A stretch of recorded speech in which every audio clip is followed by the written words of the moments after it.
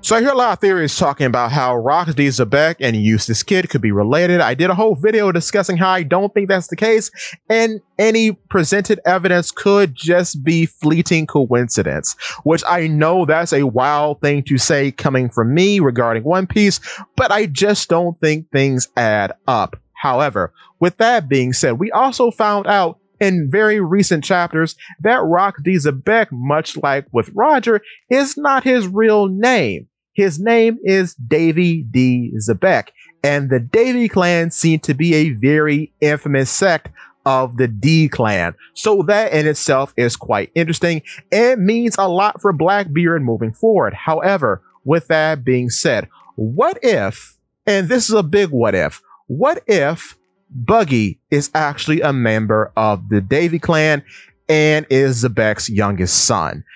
Because there are some things that I think people have glossed over that I think are important and are very in your face if you choose to pay attention to them. So, weird part about Blackbeard and Buggy, both of them were born in August, and both of them were born on the Grand Line. We know from a recent Vivicar drop that Blackbeard was born in the Shady Port. So probably he was born in the Shady Port, and then he and his mother were just transported to the West Blue to God Valley, which is the hometown of Roxy Xebec. This is very interesting because Buggy was also said to be born on the Grand Line, yet we don't have a specific location for him. So that's odd within itself.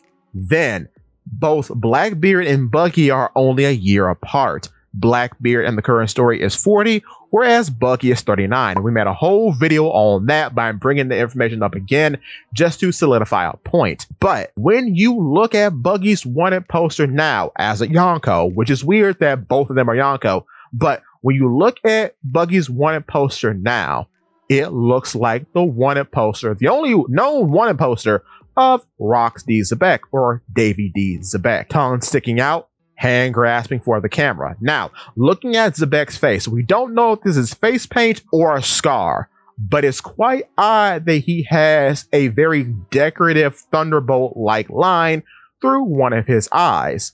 Now, another character who is known for wearing very similar makeup to Xebec's war paint or scar is Buggy, because throughout the entirety of the manga, he has some form of face paint that's going through both of his eyes and usually ends up with a Jolly Roger being in the center of his forehead.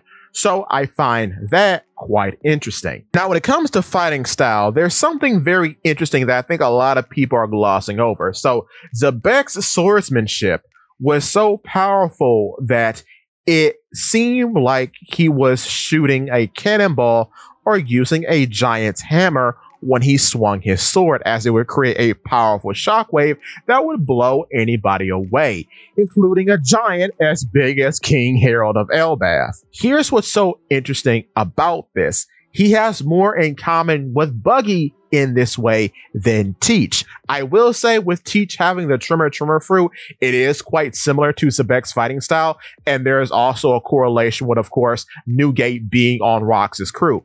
But with that being said, Buggy is known for his cannonballs, as in the Orange Town arc, his famous Buggy balls could blow through multiple buildings. And in doing so, I will say the shot of that Buggy ball blowing through multiple buildings is quite similar to Xebec blowing through King Harold with his explosive sword slash. But what's also quite interesting about Buggy in terms of swordsmanship, I guess you could say, is that for a while he was using multiple daggers. These daggers, oddly, are the most important swords in the series in an odd way, because of course, you know, Buggy pierced Luffy's hat. The 3 slash marks that he put through Luffy's hat are consistent throughout the series, because whenever there's a zoom in on Luffy's hat, you can see the 3 slash marks left there by Buggy way back in the Orange Town arc, whether it's the anime zooming in on the hat or whether it's just been textured into the hat's model when you're talking about a video game. The most recent video game to show this was One Piece Odyssey.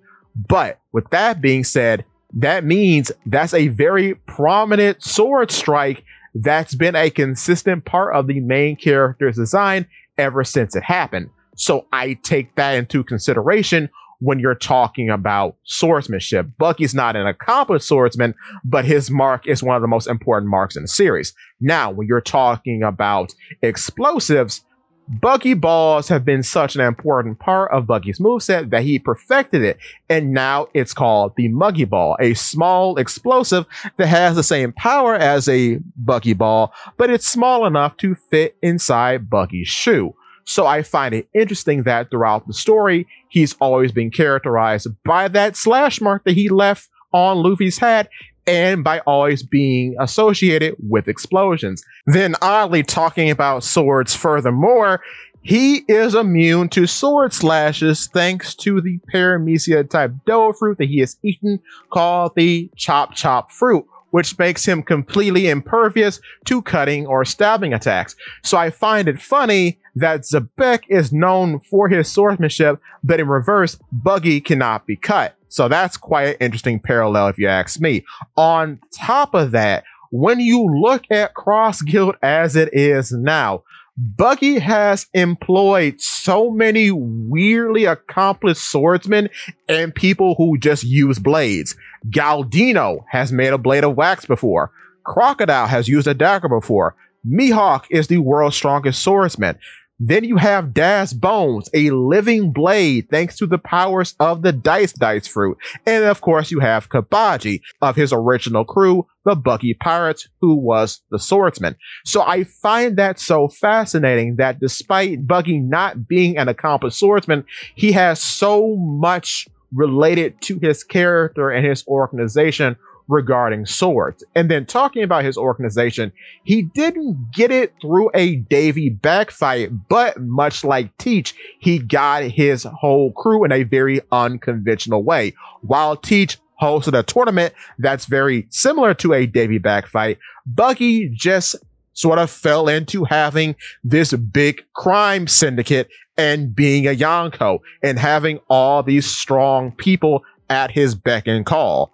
So in an odd way, both of them parallel to Xebec and just happening upon power, because Xebec, of course, participated in various Davy backfights, which now seems to be the namesake of the entire family. And that's how he came across so many powerful people and added them to his crew. However, Buggy and Teach do find themselves in similar predicaments because they too have gotten their crews through unconventional ways, and both of them have gotten very powerful and renowned people, much like Xebec. Now, another very funny comparison that I see going around between Kid and Xebec is that both of them have spiky hair, so that means that they're related. I think this is a bit foolhardy because a more interesting comparison can be made between Xebec and Blackbeard and Xebec and Buggy, because of course Blackbeard is called Blackbeard because he has a black beard, and his beard growth has been a big sticking point throughout his pirate career, as he has different looks depending on what station he is in his pirate career at that time of the story. He goes from having a 5 o'clock shadow to having a small beard to having a very long beard, both with 2 tails and then with 3 tails. And then with Buggy, the same thing can be said, because from the start of the series, he has been depicted as a pirate because of his hair, due to the fact that those tassels in his bicorn aren't tassels, they're pigtails. He's pulling his hair through his bicorn hat, so it appears as though he has tassels. But in reality, he just has really long hair, and you get to see this on full display when he's locked up and impaled down. So I said that to say that there's a lot more correlation between Buggy and Blackbeard with Xebec than, say, Xebec with Kid.